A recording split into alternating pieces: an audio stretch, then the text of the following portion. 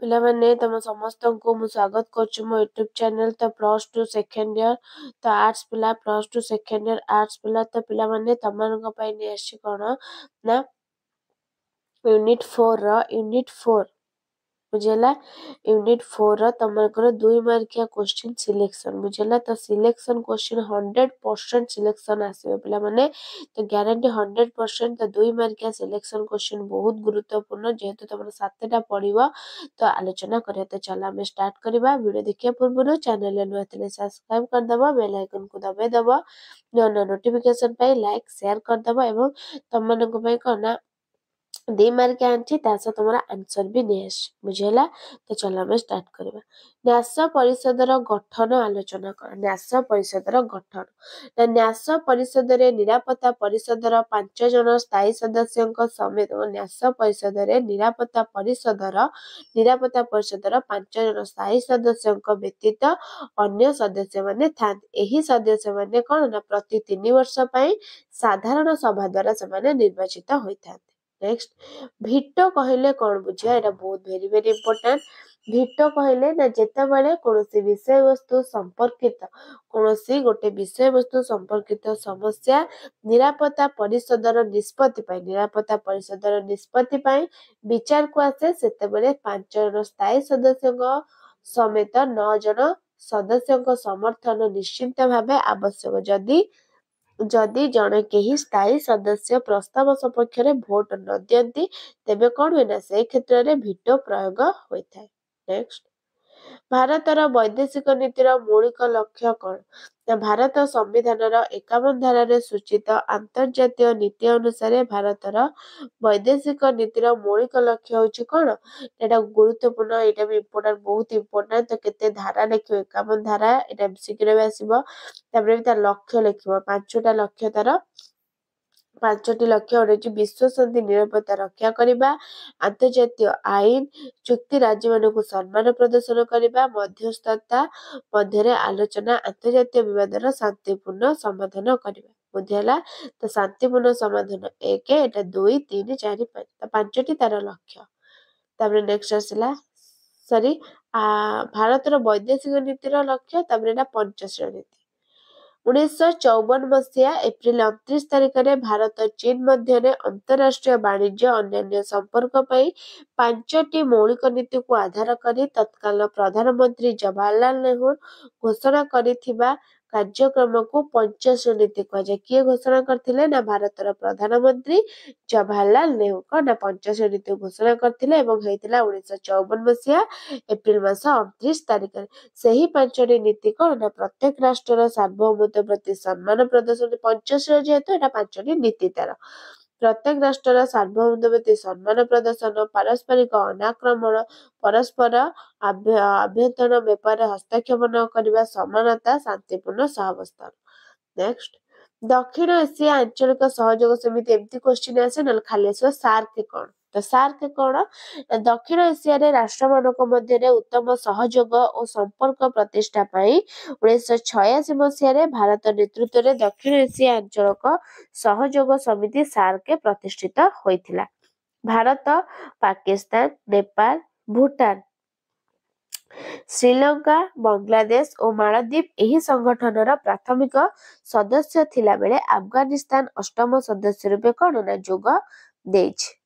तापर आसला नाम या गोष्ठी निरपेक्ष आंदोलन ना द्वितीय विश्व युद्ध पर पृथ्वीर 2 महान शक्ति युक्तराष्ट्र अमेरिका और सोवियत संघ नेतृत्व रे गठित कौन ना सामरिक मेंट मध्य शीतल युद्ध आरंभ होइतिला। एही शीतल युद्धरु दूरे रहिया पई भारत नेतृत्व रे एशिया और आफ्रिकार नूतन भावे स्वाधीनता लाभ करथिबा राष्ट्र माने विश्व शांति सहयोग लक्ष्य रे प्रतिष्ठा करथिबा मेंट गोष्ठी निरपेक्ष आंदोलन आरंभ करथिले। तापरे नेक्स्ट सिलेक्शन लंडन घोषणानामा कौन ना 1941 मसीहा जून मासरे great Britain, Canada, New Zealand, Australia, दक्षिण अमेरिका प्रतिनिधि माने लंडन ठारे एकत्रित होई लंडन घोषणानामा प्रकाश करथिले। आंचलिक चुक्ति परिवर्ते एक अंतर्जातीय संगठनर प्रतिष्ठा करी विश्व शांति और निरापत्ता रक्षा करिया पई एथिरे प्रस्ताव रखिथिले। नेक्स्ट ମିଳିତ ଜାତିସଂଘର ଘୋଷଣାନାମା କଣ? ମିଳିତ ଜାତିସଂଘ ନା 1942 ମସିହା ଜାନୁଆରୀ 1 ତାରିଖରେ 26ଟି ରାଷ୍ଟ୍ରର ପ୍ରତିନିଧିମାନେ ଆଟଲାଣ୍ଟିକା ସନନ୍ଦର ନୀତିକୁ ସମର୍ଥନ ଜଣାଇ ୱାଶିଂଟନରେ ଏକ ଘୋଷଣାନାମାରେ ସ୍ୱାକ୍ଷର କରିଥିଲେ। ଏଥିରେ ମିଳିତ ଜାତିସଂଘ ଶବ୍ଦଟି ଆମେରିକାର ରାଷ୍ଟ୍ରପତି ରୁଜଭେଲ୍ଟଙ୍କ ପ୍ରସ୍ତାବ କ୍ରମେ ପ୍ରଥମେ ବ୍ୟବହାର କରାଯାଇଥିବାରୁ ଏହାକୁ ମିଳିତ ଜାତିସଂଘ ଘୋଷଣାନାମା ବୋଲି କୁହାଯାଏ। ନେକ୍ସଟ କ୍ୱେଶ୍ଚିନ୍, ମିଳିତ ଜାତିସଂଘର ପ୍ରତିଷ୍ଠାର ମୌଳିକ ଉଦ୍ଦେଶ୍ୟ କଣ? ନା ମିଳିତ ଜାତିସଂଘର ପ୍ରତିଷ୍ଠାର ଦୁଇ ମୌଳିକ ଉଦ୍ଦେଶ୍ୟ ଆନ୍ତର୍ଜାତୀୟ ଶାନ୍ତି ନିରାପତ୍ତା ରକ୍ଷା କରିବା, ସଦସ୍ୟ ରାଷ୍ଟ୍ରମାନଙ୍କ ମଧ୍ୟରେ ବନ୍ଧୁତ୍ୱ ଭାବର କଣ ବିକାଶ କରିବା, ପାରସ୍ପରିକ ବୁଝାମଣା ବୃଦ୍ଧି କରିବା। ନେକ୍ସଟ, ମିଳିତ ଜାତିସଂଘର ମୌଳିକ ନୀତି ସୂଚିତ କର। ନା ମୌଳିକତାର ଦୁଇ ପ୍ରମୁଖ ସମସ୍ତ ସଦସ୍ୟ ରାଷ୍ଟ୍ରରେ ସାର୍ବଭୌମତ୍ୱ କଣ? ନା ସମତା ଉପରେ ମିଳିତ ଜାତିସଂଘ ପ୍ରତିଷ୍ଠିତ। କୌଣସି ରାଷ୍ଟ୍ରର ଆଭ୍ୟନ୍ତରୀଣ ବ୍ୟାପାରରେ ହସ୍ତକ୍ଷେପ କରିବା, କୌଣସି ସଦସ୍ୟ ରାଷ୍ଟ୍ର ଅନ୍ୟ ରାଷ୍ଟ୍ର ପ୍ରତି ବିପଦ ସୃଷ୍ଟି ନ କରିବା। ନେକ୍ସଟ ଲେକ୍ସନ ଆସିଲା, ସିନ୍ଧୁ ନଦୀ ଜଳ ବିବାଦ କହିଲେ କଣ ବୁଝିବା ପିଲାମାନେ? ସିନ୍ଧୁ ନଦୀ ଜଳ ବିବାଦ ନା ସିନ୍ଧୁ ନଦୀର କେନାଲ ଜଳ ବଣ୍ଟନକୁ ନେଇ ଭାରତ ଓ ପାକିସ୍ତାନ ମଧ୍ୟରେ ବିବାଦ ଦେଖାଯାଇଥିଲା। 1960 ମସିହାରେ ତତ୍କାଳୀନ ଭାରତର ପ୍ରଧାନମନ୍ତ୍ରୀ ପଣ୍ଡିତ ନେହେରୁ ପାକିସ୍ତାନ ପ୍ରତିପକ୍ଷ ଆୟୁବ ଖାନଙ୍କ ମଧ୍ୟରେ ଏକ ରାଜିନାମା ସ୍ୱାକ୍ଷରିତ ହେବା ପରେ ଏକ ଆୟୋଗ ଗଠିତ ହୋଇଥିଲା। ଏହାର ସମାଧାନ ମଧ୍ୟ କରିଥିଲେ। ନେକ୍ସଟ, ପଞ୍ଚଶୀଳ ନୀତିକୁ ନେଇ ଏକ ରାଜିନାମା କାହା କାହା ମଧ୍ୟରେ ସ୍ୱାକ୍ଷରିତ ହୋଇଥିଲା? ପଞ୍ଚଶୀଳ ନୀତିକୁ ନେଇ ଭାରତ ଚୀନ ମଧ୍ୟରେ ଅନ୍ତରାଷ୍ଟ୍ରୀୟ ଏବଂ ଅନ୍ୟାନ୍ୟ ସମ୍ପର୍କ ପାଇଁ 1954 ମସିହା ଏପ୍ରିଲ 29 ତାରିଖରେ ପଞ୍ଚଶୀଳ ରାଜିନାମା ନାମକ ଏକ ସନ୍ଧି ସ୍ୱାକ୍ଷରିତ ହୋଇଥିଲା। ଏହାର ମୁଖ୍ୟ ପ୍ରବକ୍ତା ଥିଲେ ଭାରତର ତତ୍କାଳୀନ ପ୍ରଧାନମନ୍ତ୍ରୀ ପଣ୍ଡିତ ଜବାହରଲାଲ ନେହେରୁ। ନେକ୍ସଟ, ତାସ୍କେଣ୍ଟ ସମ୍ମିଳନୀର ଗୁରୁତ୍ୱ କଣ ବା ତାସ୍କେଣ୍ଟ ରାଜିନାମା କଣ? ରୁଷିଆର ସର୍ବୋଚ୍ଚ ଏଟା ବି ଲେଖିବ। ତାସ୍କେଣ୍ଟ ହଉଛି 1966 ମସିହାରେ ହେଇଥିଲା ମସିହା ଲେଖିବ। ତାପରେ ରୁଷିଆର ସର୍ବୋଚ୍ଚ ଶାସକ ଶ୍ରୀଯୁକ୍ତ କୋସିଜିନ୍ଙ୍କ ମଧ୍ୟସ୍ଥତାରେ ଭାରତର ପ୍ରଧାନମନ୍ତ୍ରୀ ଶ୍ରୀଯୁକ୍ତ ଲାଲ ବାହାଦୁର ଶାସ୍ତ୍ରୀ ଏବଂ ପାକିସ୍ତାନ ରାଷ୍ଟ୍ରପତି ଆୟୁବ ଖାନଙ୍କ ମଧ୍ୟରେ ତାସ୍କେଣ୍ଟ ରାଜିନାମା ସ୍ୱାକ୍ଷରିତ ହୋଇଥିଲା। ଉଭୟ ରାଷ୍ଟ୍ର ମଧ୍ୟରେ ଉତ୍ତମ ପଡ଼ୋଶୀର ସମ୍ପର୍କ ରକ୍ଷା ଥିଲା ଏହାର ବିଶେଷତ୍ୱ। ନେକ୍ସଟ ଆସିଲା, ସିମଲା ରାଜିନାମା କେବେ ଓ କାହା କାହା ମଧ୍ୟରେ ସ୍ୱାକ୍ଷରିତ ହୋଇଥିଲା? ସିମଲା ରାଜିନାମା 1972 ମସିହା ଜୁଲାଇ 2 ତାରିଖରେ ଭାରତର ତତ୍କାଳୀନ ପ୍ରଧାନମନ୍ତ୍ରୀ ଶ୍ରୀମତୀ ଇନ୍ଦିରା ଗାନ୍ଧୀ ଓ ପାକିସ୍ତାନର ପ୍ରଧାନମନ୍ତ୍ରୀ ଜୁଲଫିକର ଅଲି ଭୁଟ୍ଟୋଙ୍କ ମଧ୍ୟରେ ସିମଲାଠାରେ ଏକ ଶିଖର ସମ୍ମିଳନୀ ହୋଇଥିଲା। ଏଥିରେ ସ୍ୱାକ୍ଷରିତ ହୋଇଥିବା ରାଜିନାମା ସିମଲା ରାଜିନାମା ରୂପରେ ପରିଚିତ। 1971ରେ ଭାରତ ପାକିସ୍ତାନ ଯୁଦ୍ଧ ପରେ ସ୍ୱାକ୍ଷରିତ ଏହି ଚୁକ୍ତି ଅନୁଯାୟୀ ଦ୍ୱିପାକ୍ଷିକ ଆଲୋଚନା ଦ୍ୱାରା ବିବାଦର ସମାଧାନ କରାଯିବ। ନେକ୍ସଟ, ଲାହୋର ଘୋଷଣା କଣ? 1999 ମସିହା ଫେବୃଆରୀ 3 ତାରିଖରେ ଭାରତର ତତ୍କାଳୀନ ପ୍ରଧାନମନ୍ତ୍ରୀ ଅଟଳ ବିହାରୀ ବାଜପେୟୀ ଦିଲ୍ଲୀରୁ ଲାହୋର ପର୍ଯ୍ୟନ୍ତ ବସରେ ଯାତ୍ରା କରି ବସ୍ ଚଳାଚଳ ଶୁଭାରମ୍ଭ କରିଥିଲେ। ଲାହୋରଠାରେ ଯେଉଁ ଘୋଷଣାନାମା ପ୍ରକାଶିତ ହୋଇଥିଲା ତାହା ଲାହୋର ଘୋଷଣା ଭାବେ ପରିଚିତ।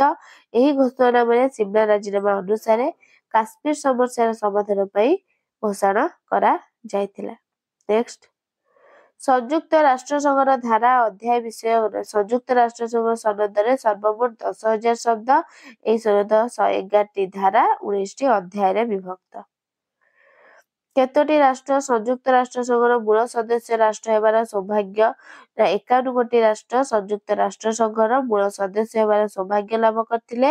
ଏହି ରାଷ୍ଟ୍ରଗୁଡ଼ିକ ସାନ ଫ୍ରାନ୍ସିସ୍କୋ ସମ୍ମିଳନୀରେ ଯୋଗଦାନ କରି ସଂଯୁକ୍ତ ରାଷ୍ଟ୍ରସଂଘର ସନଦରେ ପ୍ରଥମେ ସ୍ୱାକ୍ଷର ପ୍ରଦାନ କରିଥିବାରୁ ସେହି ରାଷ୍ଟ୍ରଗୁଡ଼ିକ ମୂଳ ସଦସ୍ୟ ରାଷ୍ଟ୍ର କୁହାଯାଏ। ତାପରେ ସଂଯୁକ୍ତ ରାଷ୍ଟ୍ରସଂଘ ଅଧୀନରେ କାର୍ଯ୍ୟ କରୁଥିବା ସାଧାରଣ ସଭାକୁ କାହିଁକି ପୃଥିବୀର ପଞ୍ଚାୟତ ଆଖ୍ୟା ଦିଆଯାଇଛି? ସଂଯୁକ୍ତ ରାଷ୍ଟ୍ରସଂଘର 6 ଗୋଟି ଅଙ୍ଗ ମଧ୍ୟରୁ ସାଧାରଣ ସଭା ଅନ୍ୟତମ। ସାଧାରଣ ସଭାକୁ ପୃଥିବୀର ପଞ୍ଚାୟତର ଆଖ୍ୟା ମିଳିଛି କାରଣ ଏହି ସଭାରେ ସଂଯୁକ୍ତ ରାଷ୍ଟ୍ରସଂଘର ସଦସ୍ୟ ରାଷ୍ଟ୍ରର ପ୍ରତିନିଧିମାନେ ଆଲୋଚନା ବିତର୍କ ମଧ୍ୟରେ ବିଭିନ୍ନ ଆନ୍ତର୍ଜାତୀୟ ସମସ୍ୟାର ସମାଧାନ କରିଥାନ୍ତି। ଇମ୍ପୋର୍ଟାଣ୍ଟ କ୍ୱେଶ୍ଚିନ୍ ଇମ୍ପୋର୍ଟାଣ୍ଟ ଆସିଲା, ସାଧାରଣ ସଭା କିପରି ଗଠିତ ହୋଇଛି ପିଲାମାନେ? ନା ମିଳିତ ଜାତିସଂଘର ଆଇନ ପ୍ରଣୟନକାରୀ ସଂସ୍ଥା ରୂପେ ପରିଚିତ ସାଧାରଣ ସଭା ସମସ୍ତ ସଦସ୍ୟ ରାଷ୍ଟ୍ରମାନଙ୍କୁ ନେଇ ଗଠିତ ହୋଇଥାଏ। ଏଥିରେ ପ୍ରତ୍ୟେକ ରାଷ୍ଟ୍ରରୁ ଏକ 5 ଜଣିଆ ପ୍ରତିନିଧି ମଣ୍ଡଳ ରହିଥିବା ବେଳେ ପ୍ରତ୍ୟେକ ସଦସ୍ୟ ରାଷ୍ଟ୍ର ଗୋଟିଏ ଭୋଟ ଅଧିକାର ପ୍ରାପ୍ତ ହୋଇଥାଏ। ତାପରେ ଆସିଲା ନିରାପତ୍ତା ପରିଷଦ କିପରି ଗଠିତ ହୁଏ ନା ସଂଯୁକ୍ତ ଜାତିସଂଘର କାର୍ଯ୍ୟନିର୍ବାହୀ ଅଙ୍ଗ ରୂପେ ନିରାପତ୍ତା ପରିଷଦ ପରିଚିତ। ଏଥିରେ 5 ଜଣ ସ୍ଥାୟୀ ସଦସ୍ୟ ଓ 10 ଜଣ ଅସ୍ଥାୟୀ ସଦସ୍ୟ ରହିଛନ୍ତି। ବ୍ରିଟେନ, ଯୁକ୍ତରାଷ୍ଟ୍ର ଆମେରିକା, ସୋଭିଏତ ରୁଷ, ଫ୍ରାନ୍ସ ଓ ଚୀନ ସ୍ଥାୟୀ ସଦସ୍ୟ ଥିଲାବେଳେ ସଂଯୁକ୍ତ ଜାତିସଂଘର ଅବଶିଷ୍ଟ ସଦସ୍ୟ ରାଷ୍ଟ୍ରମାନଙ୍କ ମଧ୍ୟରୁ 10ଟି ରାଷ୍ଟ୍ର ଅସ୍ଥାୟୀ ସଦସ୍ୟ ଭାବେ ସାଧାରଣ ସଭା ଦ୍ୱାରା 2 ବର୍ଷ ପାଇଁ ନିର୍ବାଚିତ ହୋଇଥାନ୍ତି। ବ୍ରିଟେନ ଉଡ୍ ସମ୍ମିଳନୀ କଣ ନା ବିଶ୍ୱରେ 44ଟି ଦେଶରୁ 730 ଜଣ ପ୍ରତିନିଧିଙ୍କୁ ନେଇ ଦ୍ୱିତୀୟ ବିଶ୍ୱଯୁଦ୍ଧ ପରେ 1944 ମସିହା ଜୁଲାଇ 1 ରୁ 22 ତାରିଖ ମଧ୍ୟରେ ଜାତିସଂଘର ଅର୍ଥନୈତିକ ସମ୍ମିଳନୀ ହିସାବରେ ଆମେରିକାର ବ୍ରିଟେନ ଉଡ୍ସ ଠାରେ ବ୍ରିଟେନ ଉଡ୍ ସମ୍ମିଳନୀ ଅନୁଷ୍ଠିତ ହୋଇଥିଲା। ଏହା ବିଶ୍ୱର ଅର୍ଥନୈତିକ ଶୃଙ୍ଖଳା ପ୍ରତିଷ୍ଠା ପାଇଁ ଆନ୍ତର୍ଜାତୀୟ ପୁନର୍ଗଠନ ଓ ବିକାଶ ବ୍ୟାଙ୍କ ଓ ଆନ୍ତର୍ଜାତୀୟ ମୁଦ୍ରା ପାଣ୍ଠି ପ୍ରତିଷ୍ଠା ପାଇଁ କଣ ପ୍ରସ୍ତାବ ଗ୍ରହଣ କରିଥିଲା।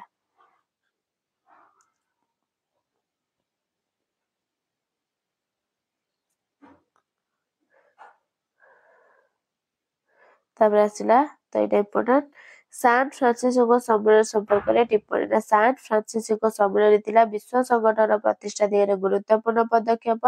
ଏହି ସମ୍ମିଳନୀରେ 1945 ମସିହା ଏପ୍ରିଲ 25 ତାରିଖ ଠାରୁ ଜୁନ 26 ତାରିଖ ମଧ୍ୟରେ 51 ଗୋଟି ରାଷ୍ଟ୍ରର ପ୍ରତିନିଧିମାନେ ମିଳିତ ହୋଇ ସଂଯୁକ୍ତ ରାଷ୍ଟ୍ରସଂଘ ଗଠନ ନିମନ୍ତେ ଚୂଡାନ୍ତ ସନନ୍ଦ ପ୍ରସ୍ତୁତ କରିଥିଲେ। ଏହା ସଂଯୁକ୍ତ ରାଷ୍ଟ୍ରସଂଘର ସନନ୍ଦ ନାମରେ ପରିଚିତ।